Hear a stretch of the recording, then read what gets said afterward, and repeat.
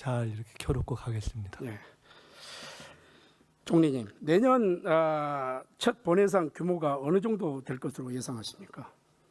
700조가 좀 넘는 거 아닌가 이렇게 봅니다. 네, 그렇죠. 언론에 따르면 이게 예산안 편성에 지금 막바지 작업 중인데 사상 처음 700조를 넘어서 730조에 육박할 것으로 합니다. 전임 정부가 2%대 증가율을 유지했던 것과 달리 이재명 정부에서는 9% 증가라는 확장 재정을 공식화할 것으로 전망하고 있습니다. 정부는 이를 재정 시한론이라 부르며 R&D, 인공지능 AI 같은 미래 먹거리에 집중 투자하겠다고 합니다. 내년도 R&D 예산만 35조 3천억 원, 올해보다 19%에 늘어난 역대 최대 규모라고 밝혔습니다. 아주 좋습니다. 하지만 총리님, 씨앗을 뿌리려면 곡간에 곡식이 있어야 하지 않겠습니까? 어떻습니까? 곡식이 있어야 되지 당연한 않겠습니까? 말씀입니다. 현실은 올해 경제 성장률 전망치가 두 차례 추경에도 불구하고 0.9%에 머물러 있습니다. 세수는 3년 연속 펑크가 났고, 아까 안도걸 의원님께서도 자세하게 이렇게 말씀을 하셨는데 2023년에 56조, 2024년에 30조, 올해도 이 결손이 예상이 됩니다.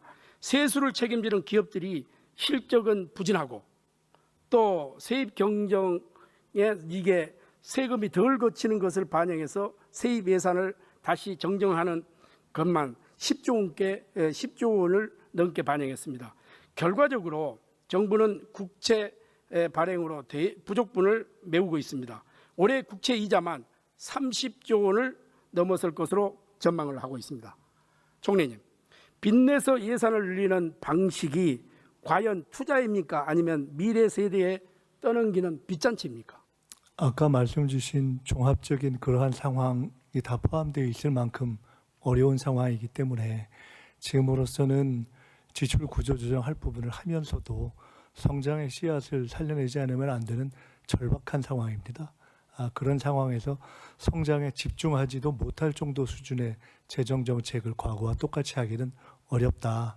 이 점에 대해서는 우리 존경하는 김 의원님께서도 과거와 똑같이 하자는 제안을 주시는 것은 아닐 것으로 이해합니다. 그렇습니다. 저도 확장 재정이 필요할 수 있다고 생각을 합니다. 그러나 그것이 무분별한 현금 살포나 단기적 포퓰리즘으로 가서는 안 된다는 것을 제가 본 의원이 말씀을 드린 겁니다. 총리님, 지금 같은 저성장 저세수 구조에서 730조 원 예산 확대가 정말로 선순환을 만들 수 있다고 자신하십니까? 어떻습니까?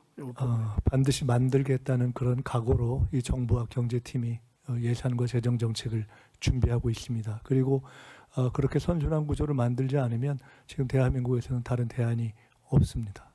그렇습니다. 그래서 대통령께서 말한 재정 시한론이 빚잔치 시한론이 될 것 같게 이렇게 보여서 제가 하는 말씀이고, 씨는 뿌리지만 소득은 없고 수확은커녕 이 곡간만 텅 비는 상황으로 전락하지 않겠냐 하는 것이 제가 걱정이 돼서 지금 질문을 드리는 겁니다. 지금 한국 경제는 위기의 벼랑 끝에 서 있습니다. 대만은 올해 선장률 전망을 4.45%로 상향했고, 반면 IMF는 한국 성장률을 0.8%로 하향했습니다.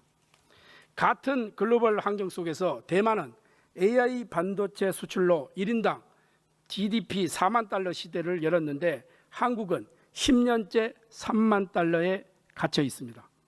대통령은 경제가 살아나고 있다 이렇게 말씀을 하십니다. 그러나 민생 현장은 그렇지 않습니다.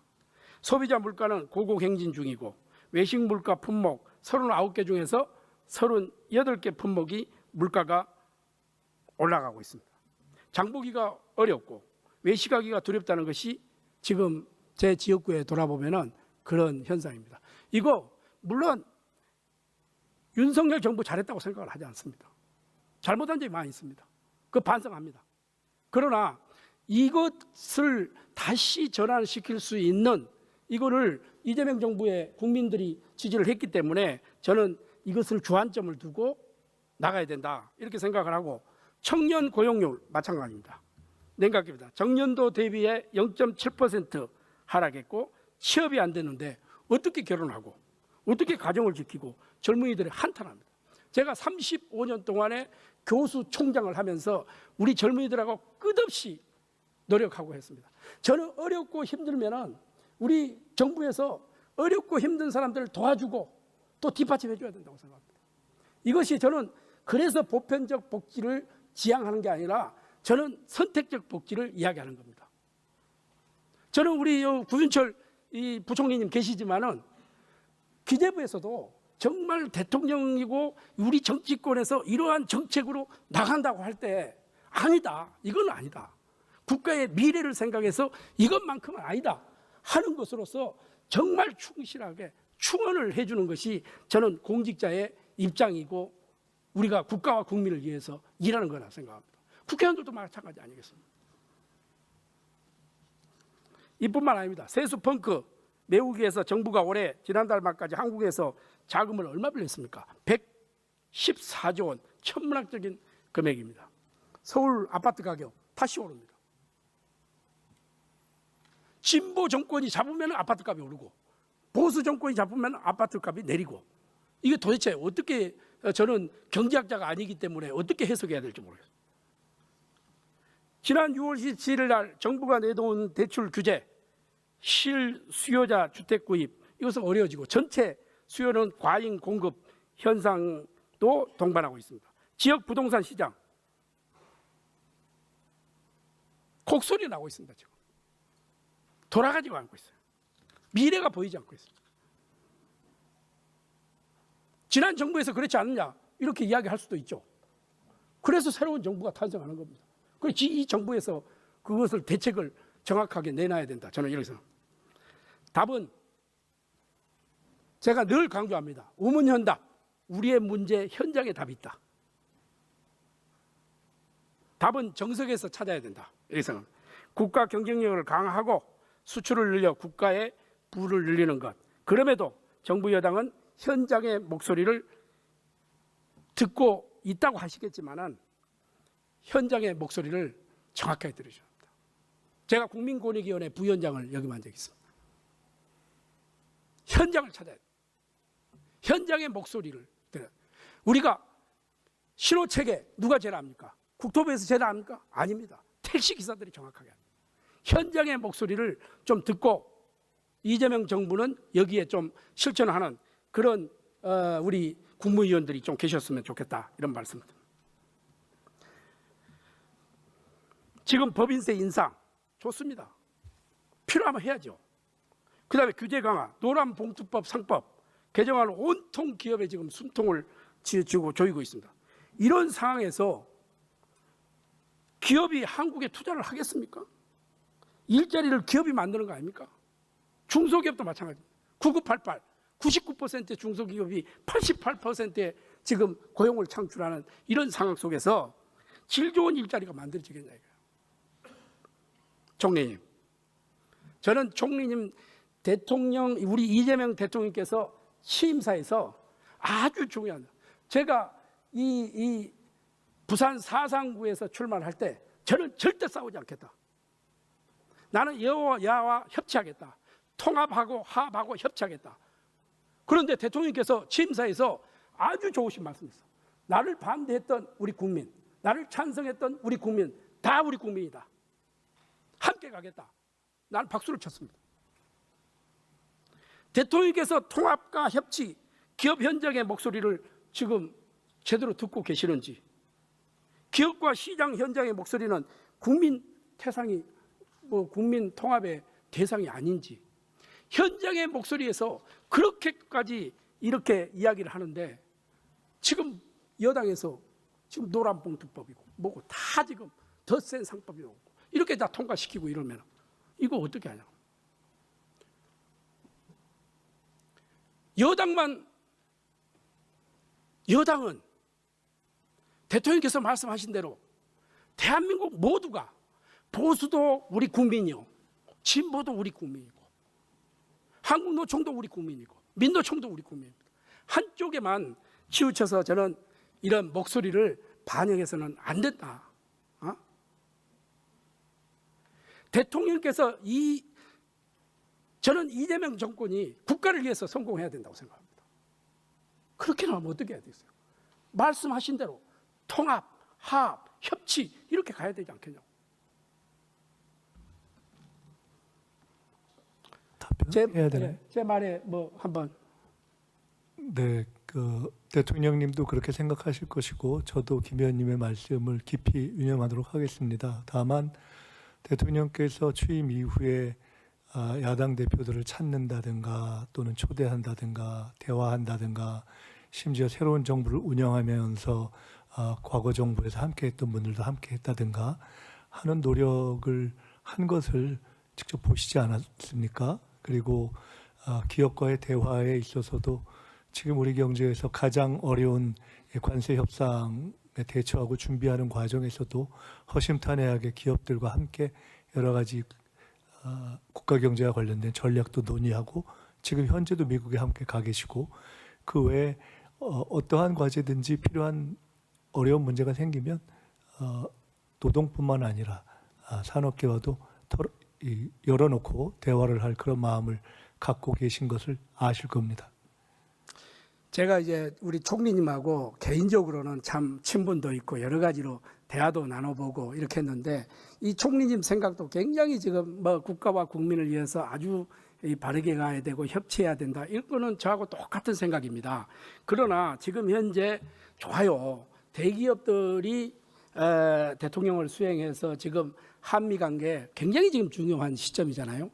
이런 부분에서 같이 동행해가지고 머리를 맞대고 대한민국 국익을 위해서 이렇게 함께 하겠다는 것은 참 좋습니다. 그런데 그 전면적으로 국민들이 보기에는 그렇게 맞는데 뒤쪽에서는 이런 이 악법 같은 뭐 이런 것을 이렇게 나오고 1년만 유예를 좀 해달라 이런 애원을 했는데도 불구하고 일방통행으로 이렇게 가기 때문에 이런 부분은 정말 좀 속도 조절을 해가면서 해야 된다. 대통령 정책실장이 또 그런 이야기했잖아요. 해보고 안 되면은 그때 가서 또 바꾸면 되자. 이런 정책이 어디 있어요? 우리 우상호 정무수석님 오셨잖아요. 이런 게 어디 있어요? 그런 그 발언이 국민들에게 상처를 주고 기업에게 상처를 주는 거예요. 저는 은행에 지금 야당 할 때하고 여당 할 때하고 달라요. 지금 민주당은 거대 집권당이고 또 정권을 잡았어요. 이런 부분에 대해서는 정말 국민들에게 좀 따뜻하게 하고 설득하고 타협하고 이런데 대통령은 그렇게 하는데 참모진들이 그렇게 찬물을 끼얹으면은 어떻게 국민들이 믿겠어요? 그럼 누구의 말을 믿어야 되느냐고. 그러니까 이런 점에서 제가 굉장히 안타까워서 지금 하는 말씀입니다. 네. 자, 정부는 1차 추경 13조 8천억, 2차 추경 31조 8천억, 45조를 넘게 풀었지만 성장률은 0%에서 벗어나지 못하고 있습니다.